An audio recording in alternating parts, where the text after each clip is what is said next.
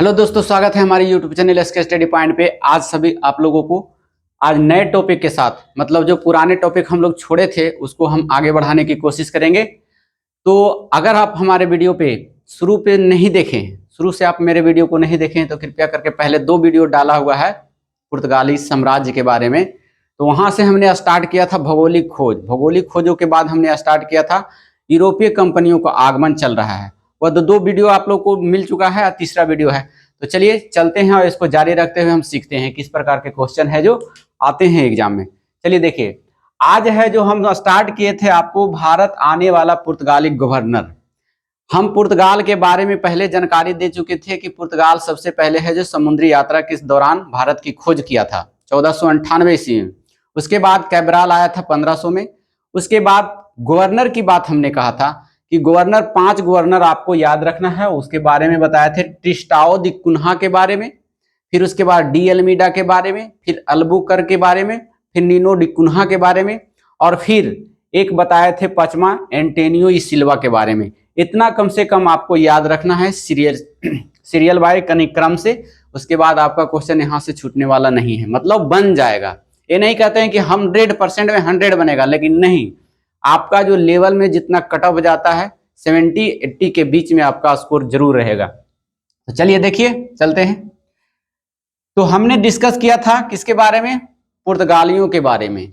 पुर्तगाल के बारे में हम बता दें आपको कि सबसे पहले जो आया था वास्को डी गामा आया था, उसके बाद कैब्राल आया था। लेकिन गवर्नर की बात चल रही थी और गवर्नर के बारे में बताए थे कि नामित होने वाला, भारत में नामित होने वाला पहला गवर्नर जो था ट्रिस्टाओ दी कुन्हा था। ध्यान से देखिएगा और इसी के बारे में डिस्कस करेंगे। कह रहा है कि भारत के लिए नामित होने वाला पहला पुर्तगाली गवर्नर जो था वो ट्रिस्टाओ दी कुन्हा था। लेकिन हुआ क्या, यह भारत में योगदान नहीं दे पाया। कारण क्या था? ट्रिस्टाओ दी कुन्हा जब बना गवर्नर तो उसकी मन में इतनी हर्ष उल्लास पैदा हो गई कि खुशी से वह डेथ हो गया, मर गया। तो यह कुछ नहीं कर पाया भारत में।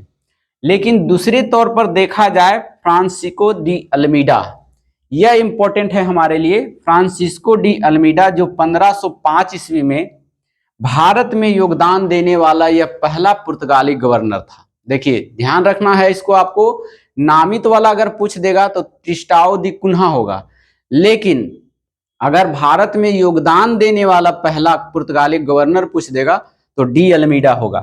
तो ध्यान में रखना है आपको। इन्होंने क्या काम किया? कोचीन को पुर्तगाली साम्राज्य का मुख्यालय बनाया। दूसरा नंबर, हिंद महासागर में नीले जल की नीति को अपनाया। एकाधिकार के चलते इनका कहना था कि हिंद महासागर के क्षेत्र में हमारा जो है एकाधिकार है, अगर किसी को व्यापार करना हो तो हमसे आपको परमिट लेना होगा, और वो परमिट को कहा गया कॉर्टेज पद्धति। तो आपको यहां से भी क्वेश्चन पूछ देगा कि कॉर्टेज पद्धति की शुरुआत किस पुर्तगाली गवर्नर ने किया था? तो डी अल्मीडा ने किया था। कहां? तो हिंद महासागर में। नेक्स्ट क्वेश्चन है, उसके बाद इतना पॉइंट आपको 4 पॉइंट याद रखना है इसके बारे में, डी अल्मीडा के बारे में। भारत में योगदान देने वाला पहला पुर्तगाली गवर्नर, कोचीन को पुर्तगाली गवर्नर ने मुख्यालय बनाया था, हिंद महासागर में उसने नीले जल की नीति ब्लू वाटर पॉलिसी को चलाया था। इसलिए व्यापार में एकाधिकार प्राप्त करने के लिए उसका कहना था कि हमारा जो है हिंद महासागर में है जो हमारा अधिकार क्षेत्र में है, आप व्यापार कीजिए तो हमसे परमिट लीजिए, और उसी परमिट को कहा जाता था कॉर्टेज पद्धति। अब है तीसरा, हम चलते हैं गवर्नर के बारे में, तो अल्बुकर के बारे में पढ़ेंगे। अल्बुकर के बारे में कहा जाता है पुर्तगाली साम्राज्य का वास्तविक संस्थापक माना जाता है अल्बुकर। इन्होंने 1510 ईस्वी में बीजापुर के शासक यूसुफ आदिल शाह से गोवा को छीन लिया था। यह क्वेश्चन बहुत बार एग्जाम में पूछा जाता है आपको कि बताइए कि गोवा को किस पुर्तगाली गवर्नर ने छीन लिया था? तो वो था अल्बुकर्क। इसके बाद से हम चलते हैं, भारतीय महिलाओं से पुर्तगाली विवाह को प्रोत्साहन दिया।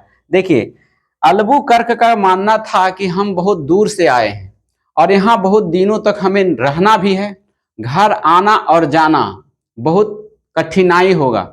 इसीलिए यह पुर्तगालियों को प्रोत्साहन दिया कि आप यहाँ रहकर भारतीय महिलाओं से विवाह कर लीजिए, यहाँ भी हो जाएगा आपका ससुराल हो जाएगा और व्यापार करने में भी सुविधा होगी। तो अगर आपसे पूछ देगा कि भारतीय महिलाओं से पुर्तगालियों को विवाह देने का प्रोत्साहन किसने दिया, तो हो जाएगा आपका अल्बुकर्क। चौथा नंबर की बात करेंगे गवर्नर के हम, पुर्तगाली गवर्नर जिसका नाम था नीनो डी कुन्हा। भारत में सबसे लंबे समय तक इन्होंने वास किया था। सबसे ज्यादा समय तक अगर रहने वाला कोई पुर्तगाली गवर्नर भारत में था तो वह था नीनो डी कुन्हा था। गोवा को अपना मुख्यालय बनाया। देख लीजिए यहाँ कोचीन को मुख्यालय कौन बनाया था, तो कोचीन के बारे में आपको ध्यान रखना है, डी अल्मीडा बनाया था मुख्यालय। जबकि अगर गोवा को कहे मुख्यालय किस पुर्तगाली गवर्नर ने बनाया था तो था हो जाएगा नीनो डी कुन्हा ने बनाया था। गुजरात के शासक था एक बाज बहादुर। बाज बहादुर से नीनो डी कुन्हा ने क्या किया, 3 क्षेत्र उससे छीन लिया था। बेसिन का क्षेत्र, दमन का क्षेत्र और दीप का क्षेत्र, तीनों याद रखना है आपको। गुजरात के शासक से नीनो डी कुन्हा ने बेसिन, दमन व दीप ये तीनों क्षेत्र को अपने अधिकार में कर लिया। और इसी संघर्ष में जो गुजरात के शासक थे बाज बहादुर, उसकी मृत्यु हो गई थी, तो इसको भी याद रखना है। 5वां नंबर में हम चलेंगे एंटोनियो ई सिल्वा के बारे में। एंटोनियो ई सिल्वा के बारे में जब पता करेंगे हम लोग तो इसका डेट भी याद रखना होगा। यह जो आया था वह 1958 से लेके 1961 ईस्वी तक इसका कार्यकाल रहा था। और इसी के समय में, किसके समय में, एंटोनियो ई सिल्वा के समय में 1961 ईस्वी में गोवा, दमन और दीप को स्वतंत्रता मिली। भारत में गोवा, दमन और दीप स्वतंत्र हो गए थे किसके शासनकाल में, एंटोनियो ई सिल्वा के समय में। भारत से जाने वाला यह अंतिम यूरोपियन कहें या फिर पुर्तगाली कहें तो वह हो जाएगा एंटोनियो ई सिल्वा। यह सबसे अंतिम में गया था। पुर्तगाल का अंतिम गवर्नर जो कहा जाता है, इन्हीं को कहा जाता है, एंटोनियो ई सिल्वा को कहा जाता है। और पुर्तगाल का महान बंदरगाह के बारे में अगर बात करें तो चटगांव था। चटगांव पड़ता है बांग्लादेश में।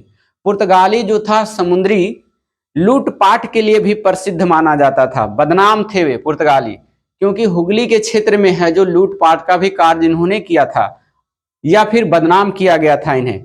तो इससे भी क्वेश्चन पूछ देता है कि बताइए कि हुगली के क्षेत्र में लूटपाट का कार्य कौन करता था, तो पुर्तगाली करता था।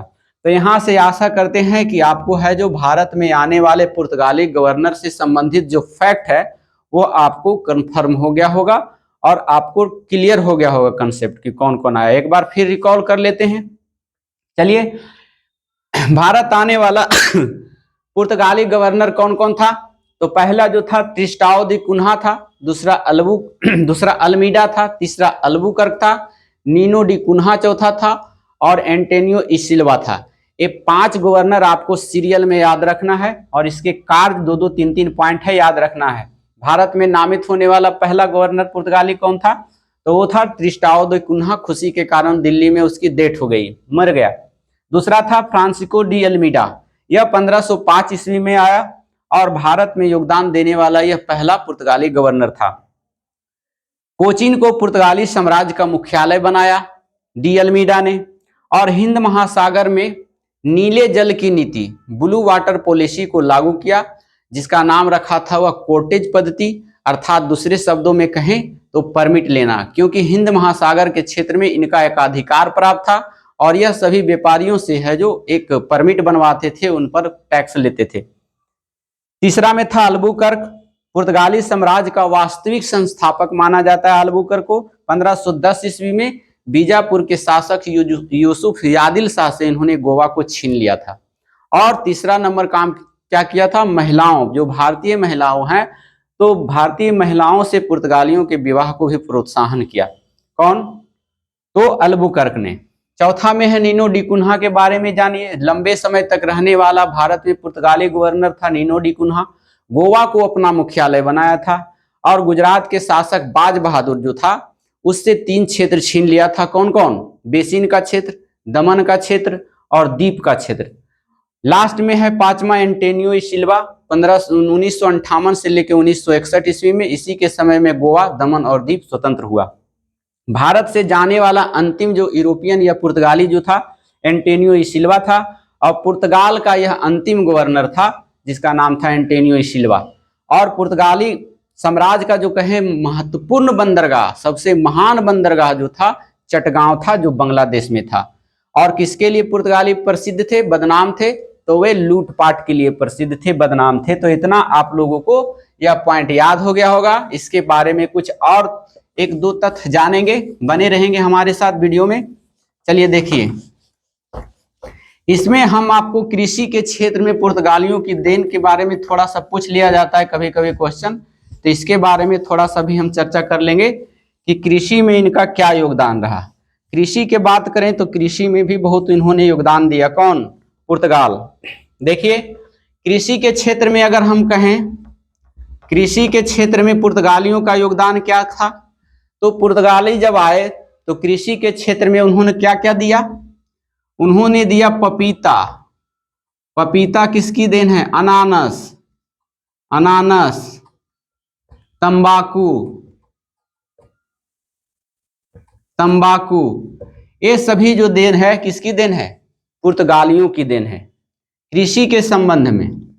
और देख लीजिए, इसमें अनानस हो गया, पपीता हो गया, तंबाकू हो गया।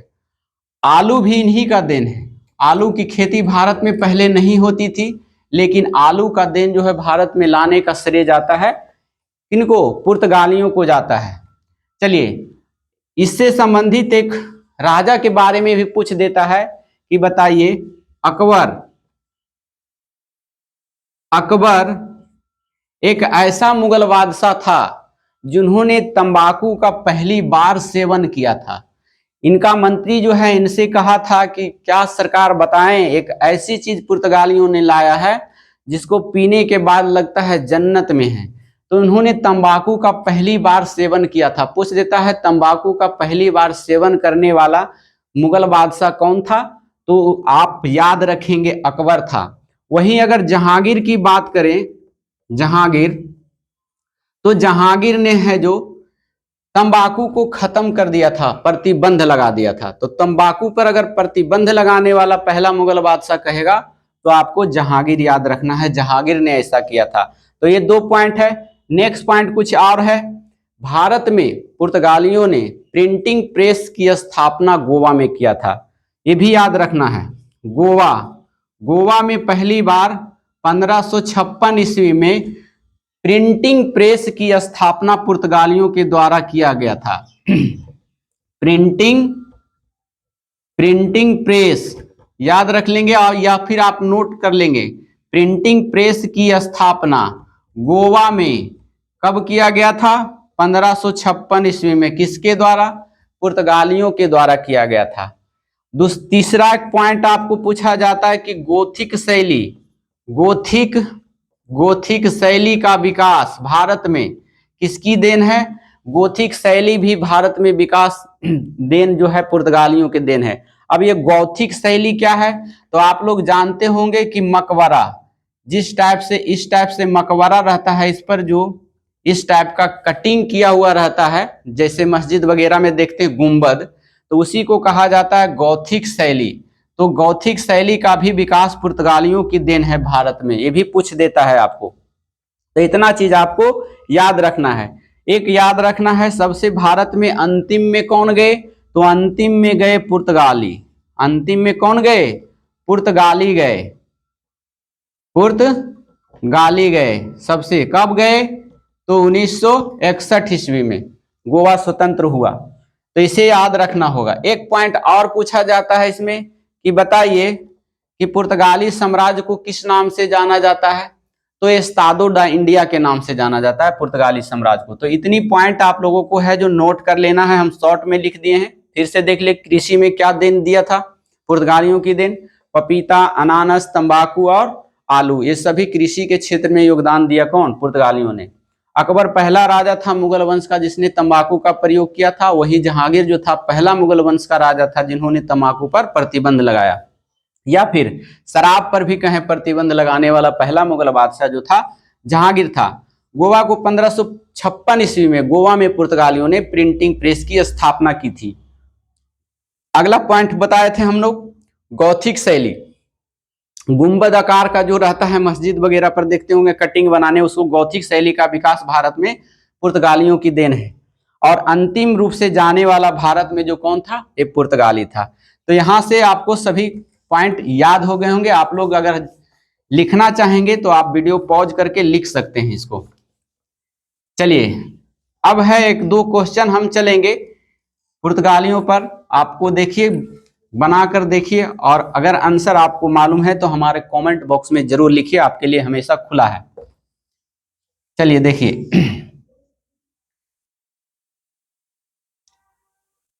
क्वेश्चन आपको दे दिया है कि भारत में पूर्वी तट पर पुर्तगाली अधिकार क्षेत्र, पुर्तगालियों लिख लीजिए, पुर्तगालियों का अधिकार क्षेत्र हैं। ऑप्शन एक में देगा सेंट थॉम,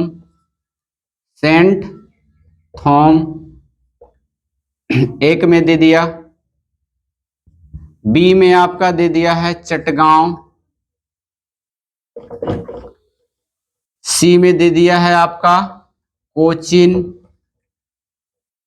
डी में दे दिया है आपका गोवा, और ई में दे दिया है आपका एक से अधिक। इनमें से कोई नहीं, एक से अधिक आपको आंसर देना है। भारत में पूर्वी तट पर पुर्तगालियों का अधिकार क्षेत्र कौन था, तो आपको लगाना है इसमें। आप कमेंट बॉक्स में हमारे लिख सकते हैं, ऐसे हम क्वेश्चन बता देते हैं आपको आंसर। देखिए पूर्वी तट की बात कर रहा है, तो पूर्वी तट पर जो था सेंट थॉम भी था और चटगांव भी था, जबकि कोचीन, गोवा यह जो था पश्चिमी तट पर था। तो इसीलिए आपका आंसर क्या हो जाएगा, ई हो जाएगा, ई चला जाएगा, एक से अधिक हो जाएगा, क्योंकि दो ऑप्शन सेंट थॉम भी था और कोचीन भी था। चलिए कौन कौन क्षेत्र है उसके बारे में हम चर्चा कर लेते हैं, और आप है जो नोट कर लीजिएगा, अपने नोटबुक अगर बना रहे हैं आप तो आप नोट कर सकते हैं। देखिए ये है हमारा भारत, चलिए देखते हैं। चलिए ये भारत है। तो अगर पुर्तगाली साम्राज्य का अधिकार क्षेत्र की बात करें हम, तो सबसे पहले हमने बताया था कि कोचीन में, कहां पर, कोचीन में 1503 ईस्वी में पहली बार वह है जो अपना कोठी खोला था। ये बताए थे 1498 ईस्वी में जो पुर्तगाली आया तो सबसे पहले अपनी व्यापारिक कोठी कहां खोला था, तो कोचीन है केरल के तट पर। दूसरा नंबर हम बताए थे कि अलबुकर्क ने बीजापुर के शासक यूसुफ यादिल शाह से गोवा को भी छीन लिया था। तो यहां पर जो है आपका गोवा है, गोवा को भी उसमें अपने अधिकार क्षेत्र में कर लिया था। तो यहां भी अपने व्यापारिक कोठी स्थापना किया होगा। फिर बताए थे कि बाज बहादुर के समय में 3 क्षेत्र छीना था, बेसिन का क्षेत्र, दमन का क्षेत्र और दीप का क्षेत्र। बेसिन देखिए यहां पर है, बेसिन का क्षेत्र, यहां पर है दमन का क्षेत्र, और यहां है दीप का क्षेत्र। अगर वीडियो नहीं दिखाई पड़ रहा है तो क्वालिटी को बढ़ाकर थोड़ा सा आप फिगर को जूम कर लीजिएगा, आपको स्पष्ट दिखाई पड़ जाएगा। चलिए तो ये सभी जो कोठी था पुर्तगालियों का, तो ये पश्चिमी तट पर था। हमने दिया था अभी पूर्वी तट पर, तो पूर्वी तट इधर वाले को कहते हैं। तो पूर्वी तट में यहां जो था मद्रास में सेंट थॉम का किला बनाया था, सेंट थॉम मद्रास में पड़ता है, मद्रास। और तीसरा बताए थे हम कि यहां पर हुगली में भी इनका था, क्योंकि हुगली में भी इन्होंने लूटपाट किया करते थे। नेक्स्ट क्वेश्चन है, एक चटगांव में था, जो चटगांव बांग्लादेश में पड़ता है। तो चटगांव देखिए यहां है, चटगांव बांग्लादेश, बांग्लादेश। तो ये सभी आपको याद रखना होगा कि अगर आपको पूछ दिया जाए कि इनमें से कौन जो है पूर्वी तट पर या पश्चिमी तट पर पुर्तगालियों का आधिकारिक केंद्र नहीं था, तो नहीं था वाला क्वेश्चन बहुत ही घातक होता है। आपको दोनों इतना चीज याद रखना, इतनी जगह पर जो था उसके आधिकारिक कोठी थे पुर्तगालियों का, तो आपको याद रखना होगा। एक दो बार प्रैक्टिस करेंगे आपको याद हो जाएगा। फिर एक बार रिकॉल कर लेते हैं। सबसे पहले जो है कोचीन में 1503 ईस्वी में खोला। दूसरी बार है जो गोवा को जीत लिया था। किससे जीता था वो भी बता चुके हम, गोवा में भी था। तीसरा है बेसिन का क्षेत्र, महाराष्ट्र में पड़ता है, दमन और दीव। ये सभी पूर्वी तट पर जो था पुर्तगालियों का व्यापारिक कोठी था। पश्चिमी तट पर 3 गो था। सेंट थोम मद्रास में था, हुगली बंगाल के क्षेत्र में था और चटगांव बांग्लादेश के क्षेत्र में था।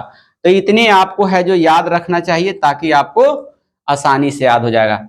अब देखिए यहां से क्वेश्चन देते हैं आपको। पुर्तगाल का या पुर्तगाली का व्यापारिक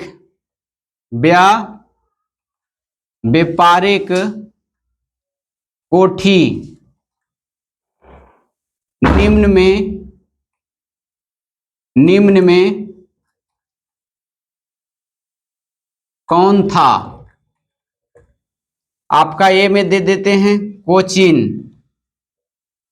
कोचीन, बी में है चटगांव, सी में है सेंट थोम, डी में है दमन दीव और ई में है कोई नहीं या एक से अधिक। तो आप लोग आराम से मार सकते हैं ऐसा क्वेश्चन अगर पूछ दिया जाए तो।